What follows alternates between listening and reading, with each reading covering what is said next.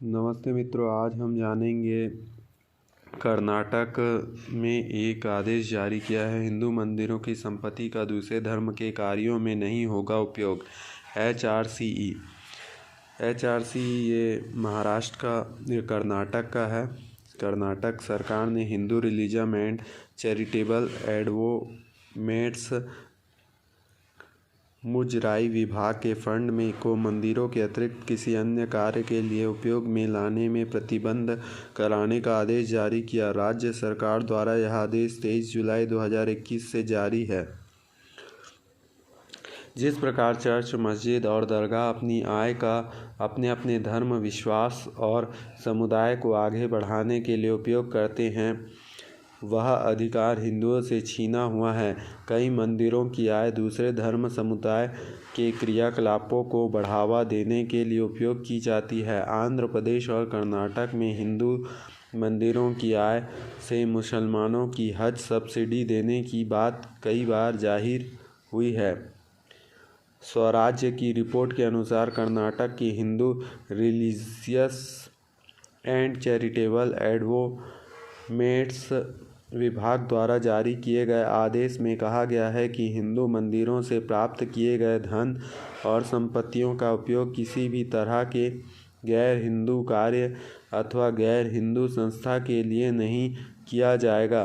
पिछले कई दिनों से हिंदू मंदिरों में से प्राप्त फंड का वार्षिक आधार पर अन्य धार्मिक संस्थाओं को दिए जाने का विरोध हो रहा था। इस विरोध के प्रमुख रूप से राज्य एवं जिला धार्मिक परिषद के सदस्य शामिल थे। इन धार्मिक सदस्यों की मांग को ध्यान में रखते हुए HRCE विभाग द्वारा तात्कालिक अथवा वार्षिक ग्रांट के तौर पर मंदिरों के फंड के स्थानांतरण पर रोक लगा दी गई है। पिछले महीनों कर्नाटक सरकार ने HRCE विभाग के तहत C श्रेणी के मंदिर की सेवा करने वाले पुजारियों के साथ साथ इमामों और मुआजिनों को 3,000 रुपये का राहत पैकेज देने की घोषणा की थी। मंदिर के फंड का किसी दूसरी जगह इस्तेमाल किए जाने पर विश्व हिंदू परिषद ने कड़ी आपत्ति जताई थी।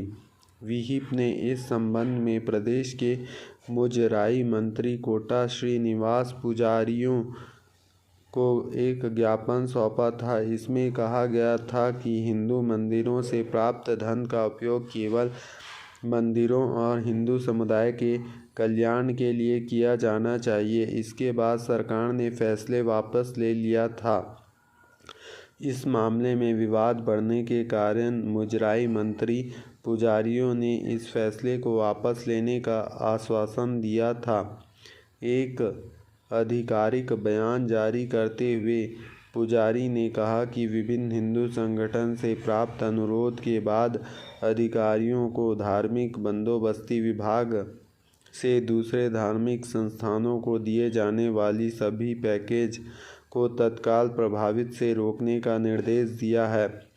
मंत्री पुजारी ने बताया कि राज्य में कुल 764 अन्य धार्मिक संस्थाओं को हिंदू धार्मिक बंदोबस्ती विभाग के फंडिंग की गई थी, जिसे रोक दिया जाएगा। आपको बता दें कि 1925 ईस्वी में अंग्रेज शासकों ने भारत में धार्मिक संस्थानों पर नियंत्रण करने का कानून बनाया, लेकिन क्रिश्चियन और मुसलमानों द्वारा तीव्र विरोध के कारण 1927 में यह कानून संशोधन किया गया और उन्हें इस कानून से छूट दे दी गई। इस प्रकार केवल हिंदू मंदिरों पर सरकारी नियंत्रण रखने का कानून रहा, प्रायः दक्षिण भारत में, क्योंकि विशाल समृद्धि संपन्न मंदिर वही थे। उत्तर भारत तो पिछले इस्लामिक शासकों की बदौलत लगभग मंदिर विहीन हो चुका था। 1935 में एक और कानून बनाकर अंग्रेज सरकारों ने किसी भी मंदिर को चुनकर अपने नियंत्रण में लेने का प्रावधान किया। इस तरह अंग्रेजों ने अपने अपने धर्म संस्थान संचालन के लिए क्रिश्चियन, मुसलमान, हिंदू और सिखों के लिए 3 तरह के कानून बना दिए ताकि अपने हितों के लिए वे सहज ही अलग महसूस करें। दुर्भाग्यवश स्वतंत्र भारत की देशी सरकार भी शुरू में 1951 ईस्वी हिंदू धार्मिक संस्थानों को अपने नियंत्रण में रख सकने का कानून बनाया। उद्देश्य यह बताया गया ताकि उसकी सुचारू व्यवस्था की जा सके। यह किसी ने नहीं पूछा कि वही व्यवस्था मस्जिद या चर्च को होनी क्यों आवश्यक है। यह व्यवस्था कैसी रही है, यह इसी से समझा जा सकता है कि 1986 से 2005 ईस्वी के बीच 20 वर्ष में तमिलनाडु में मंदिरों में हजारों एकड़ जमीन चली गई। अन्य हजारों एकड़ पर भी अवैध अतिक्रमण हो चुका है। यह सरकारी कब्जे में सुचारू व्यवस्था का एक नमूना है। स्वतंत्र भारत में केवल हिंदू समुदाय है जिसे अपने धार्मिक, शैक्षिक, सांस्कृतिक संस्थान चलाने का अधिकार नहीं, जो अन्यों को है।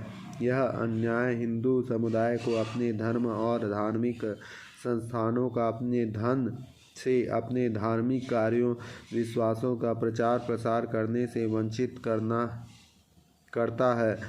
उल्टे हिंदुओं द्वारा श्रद्धापूर्वक चढ़ाए गए धन का हिंदू धर्म के शत्रु मतवादों को मदद करने में दुरुपयोग करता है।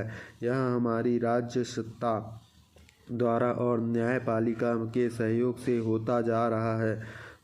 इस अन्याय को कौन खत्म करेगा?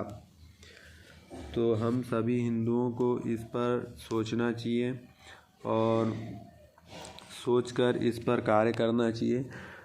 सभी हिंदू संगठनों को एकजुट होकर इसकी मांग करनी चाहिए और तत्काल जो भी सरकारी इस पर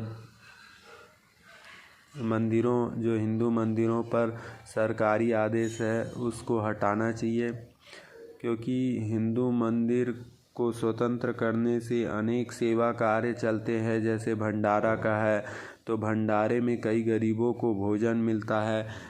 मंदिर होना ही एक बहुत बड़ा शक्ति का केंद्र होता है जिसके द्वारा बहुत सारे सेवा कार्य चलते हैं। जैसे कि हमारे रायपुर में भी श्री राम मंदिर है भगवान का, तो वहाँ गौशाला चलती है और गरीब बच्चों के लिए हॉस्टल्स है, उनका खाना का व्यवस्था, ये सब पढ़ाई का व्यवस्था, ये सब किया जाता है। तो ऐसा नहीं है कि मंदिरों से कुछ नहीं होता, मंदिर होने मात्र से बहुत कुछ कार्य होते हैं। जय श्री राम।